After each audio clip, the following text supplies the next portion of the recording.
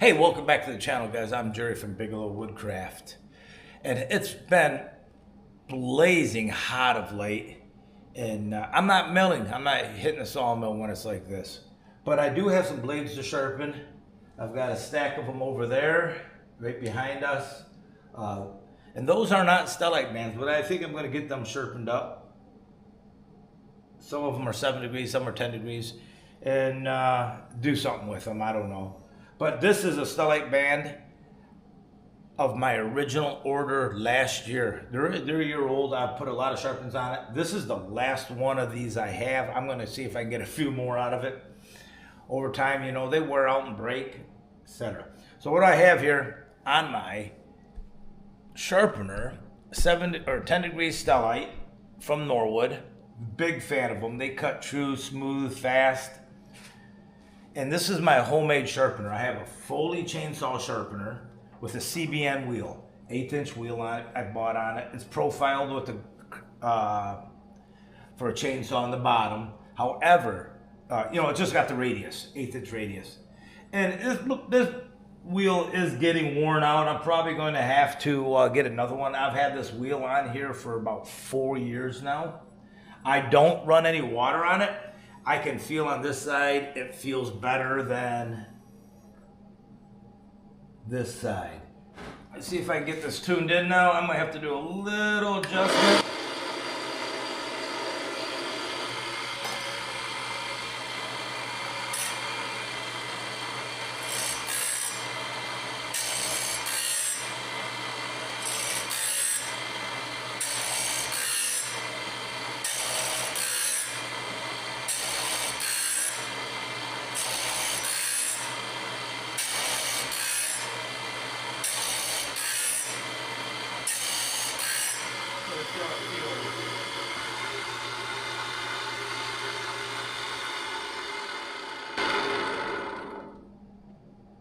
Whew, those are really sharp. All right, so we're gonna start right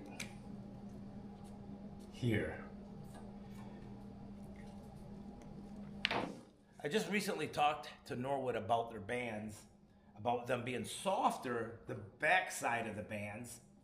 And you know, because I've had some breakage problems, some at the weld, some not at the weld. So the bands are softer now. If you try to bend one, you can't snap them.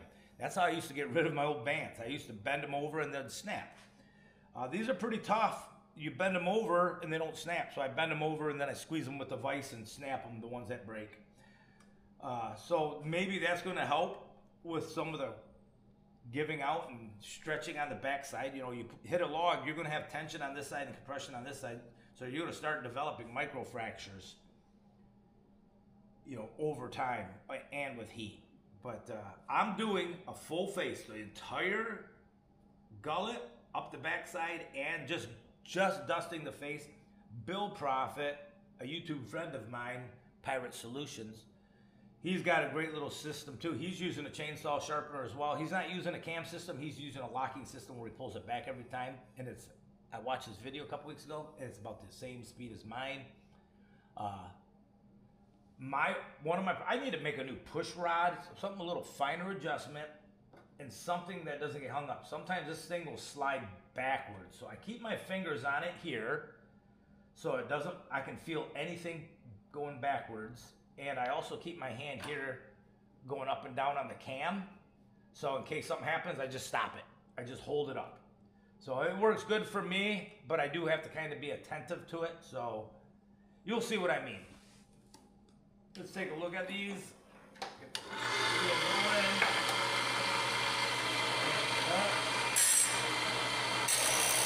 I got my finger on it. If I feel anything funky,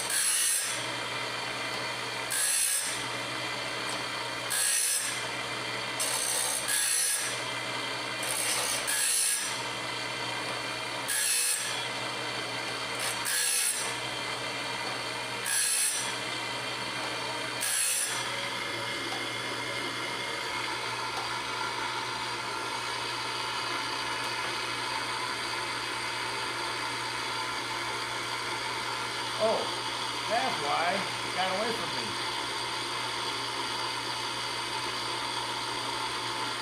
And that happens sometimes my nuts get loose. You don't want your nuts getting loose and flopping around. Let's see. That jam nut.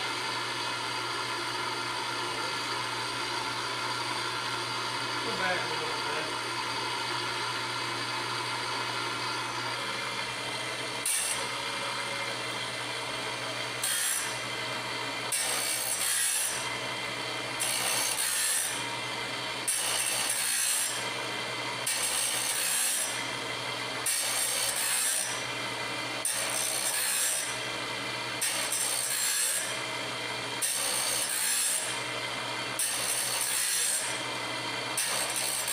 I like it.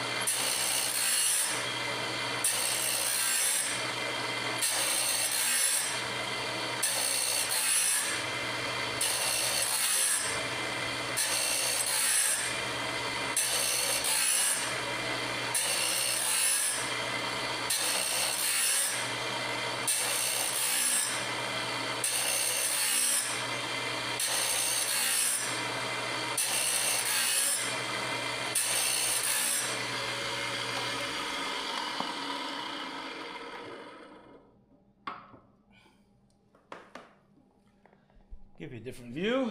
Okay. Fingers on it.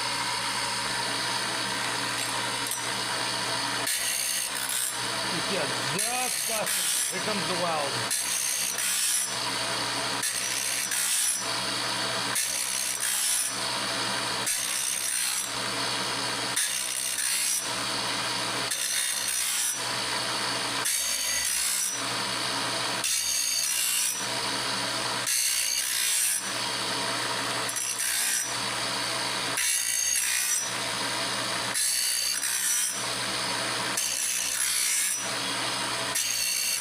These teeth aren't hot at all.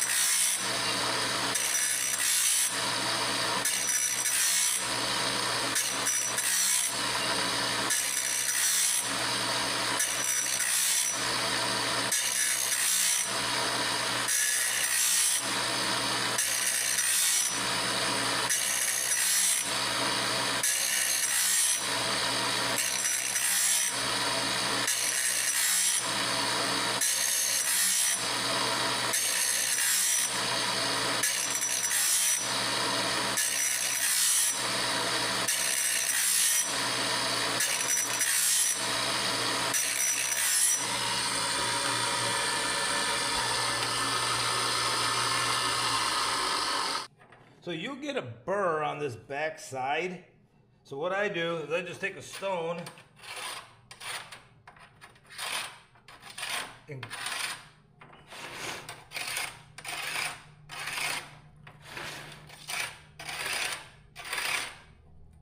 just knock that burr off.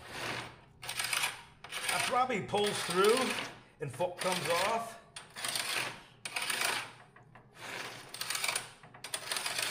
But I feel like it's sharper after I do this. I pull that burr off, maybe a burr's coming over the edge. These are sharp. Big difference. So I use a protractor, electronic protractor, like this. You know, I didn't check it. I usually don't have problems. Let's see, let's zero this thing. It's got a magnet base on. Zero. Let's go up to the blade.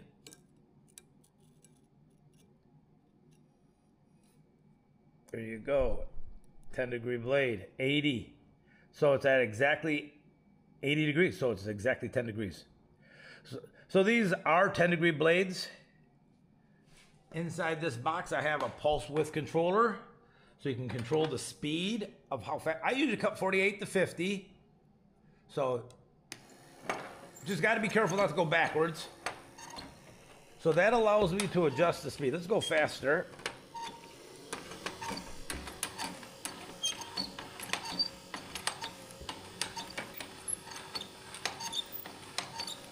Here's the cam we built. Well, I built. If you want to take a look at that, let's turn that slower so you can see it. That cam corresponds to the gullet of the saber-tooth blades. That was the hardest part, developing that, and I do have another one ready to go in case something ever happens to this. Roughed in. They're easy to make, just take some time. I have a switch here, which I used to put a magnet on these. So let's get, I got a slot in this magnet. Come on. Dang, that's a tough magnet. I put it on like that, and it would come around, but I don't use that anymore because I found out sometimes, you know, it finds the weld. Let's see what happens. So that used to shut the whole thing off. Come on.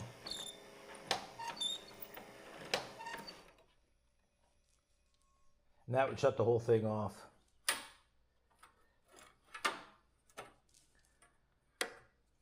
Good dog.